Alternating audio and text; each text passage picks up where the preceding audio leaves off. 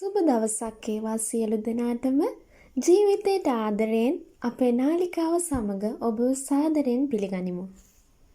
අද අපේ කතාවේ මාතෘකාව තමයි හිස් කෝප්පය. ඔන්න එකමත් එක රටක හරි උගත් මහාචාර්යවරයෙක් හිටියා. මෙයා නිකම්ම මහාචාර්යවරයෙක් නෙමෙයි. මුළු රටම දන්න හැමෝම ගරු කරන මිනිස්සෙක්. එයා දන්නේ නැති දෙයක් නැහැ. බෞද්ධ දර්ශනය, බටහිර දර්ශනය, තර්ක විද්‍යාව මේ හැම දෙයක්ම එයාට කටපාඩම්. එයාගේ ඔළුව හරියට පොත් දහස් ගාණක් තියෙන ලොකු පුස්තකාලයක් වගේ. හැබැයි මෙයාට ලොකු ප්‍රශ්නයක් තිබුණා. ඒ තමයි මම තමයි ඔක්කොම දන්නේ කියන මාන්නය.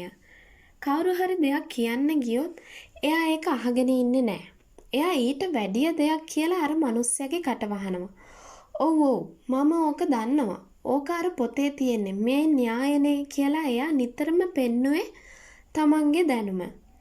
ඔන්න දවසක් මේ මහාචාර්යවරයාට ආරංචි වුණා ඈත කඳුකරේ පොඩි පන්සලක ඉන්න නානින් කියලා සෙන් ගුරුවරයෙක් ගැන.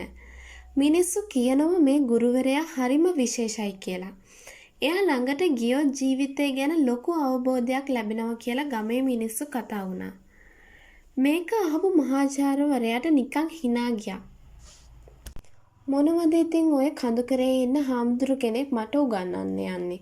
මම මේ රටේ ලොකුම විශ්වවිද්‍යාලවල උගන්වන මිනිස්සෙක්. හැබැයි කමක් නැහැ. මම ගිහින් බලන්නම්කෝ මෙයාගේ තරම. ගිහින් පොඩ්ඩක් වාද කරලා සෙන් දර්ශනය ගැන මම දන්න දේවල් කියලා එයාට පාඩමක් උගන්වලා එන්නම්. ඔන්න ඉතින් මහාචාර්යවරයා ලොකු ගමනක් යන්න පටන් ගත්තා. කෝංචියෙන් ගිහින් බස් එකෙන් ගිහින් අන්තිමට පයින්ම කන්ද නගින්න උනා. කන්ද නගින අතරතුරත් එයාගේ හිතේ තිබුණේ අර සෙන් ගුරුවරයා එක්ක වාද කරන හැටි. එයා මගෙන් මේක ඇහුවොත් මම මේ උත්තරේ දෙනවා. එයා අර සූත්‍රය කිව්වොත් මම මේ ටීකාවෙන් උත්තර දෙනවා. එයාගේ ඔළුව විවේකයක් නැතුවම වැඩ කරා. අන්තිමේදී එයා අර පන්සලට ළඟා වුණා. ඒක හරිම නිස්කලංක පොඩි පන්සලක්. ලොකු ගොඩනැගිලි නෑ, රත්තරන් පිළිම නෑ, වටේටම ගස් කොළන්. හරිම නිස්කලංකයි. කුරුල්ලන්ගේ සද්දෙයි ගලාගෙන යන දොළපාර සද්දෙයි විතරයි ඇහෙන්නේ. මහාචාර්යවරයා පන්සල ඇතුළට ගියාම දැක්කා වයසක හාමුදුරුවෝ කෙනෙක් මිදුල අතු ගන්නවා. හරිම සාමාන්‍ය විදිහට. මේ තමයි නානින් ගුරුවරයා. ඔබතුමාද මේ නානින් කියන්නේ? මහාචාර්යවරයා ඇහුවා. එයාගේ කටහඬේ තිබුණෙත් හරි ලොක්කමක්. එහෙමයි මහත්තයා, එන්න ඇතුළට. ගුරුවරයා හරිම කරුණාවෙන් පිළිගත්තා. දෙන්නා ගිහින් පොඩි මේසයක් දෙපැත්තේ වාඩි වුණා. මහාචාර්යවරයාට ඉවසිල්ලක් නැහැ තමන්ගේ දැනුම පෙන්වන්න. වාඩි වුණ ගමන්ම ඔන්න එයා පටන් ගත්තා. ස්වාමින් වහන්සේ, මම ආවේ සෙන් දර්ශනය ගැන ඉගෙන ගන්න. හැබැයි මම දැනටමත් මේ ගැන ගොඩක් දේවල් දන්නවා.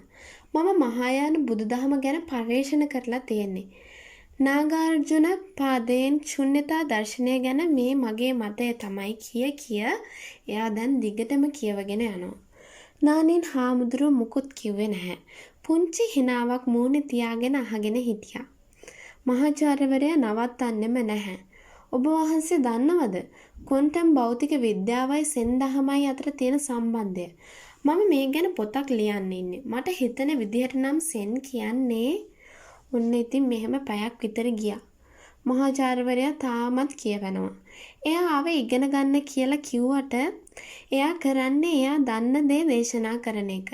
එයාට ඕනේ උනේ ගුරුවරයා ලවා ඔබතුමා හරිම උගතෙක්නේ කියලා කියව ගන්න. ටික වෙලාවකින් නානින් හාමුදුරුවෝ හිමීට නැගිට්ටා. මහත්තයා, ගොඩක් මහන්සි වෙලානේ ආවේ. කතා කරලත් මහන්සි ඇතිනේ. මම තේ ටිකක් හදන්නම්. හාමුදුරුවෝ ලිප පත්තු කරලා වතුර උණු කරලා තේ හදන්න ලෑස්ති වුණා. මේ වෙලාවෙවත් මහාචාර්යවරයා කට වහගෙන හිටියේ නෑ. එයා තේ පානය කිරීමේ ඉතිහාසය ගැන දේශනයක් පටන් ගත්තා. ඔන්න දැන් තේ ලෑස්ති. නානින් හාමුදුරුවෝ ලස්සන මැටි කෝප්පයක් මහාචාර්යවරයා ඉස්සරහින් තිබ්බා.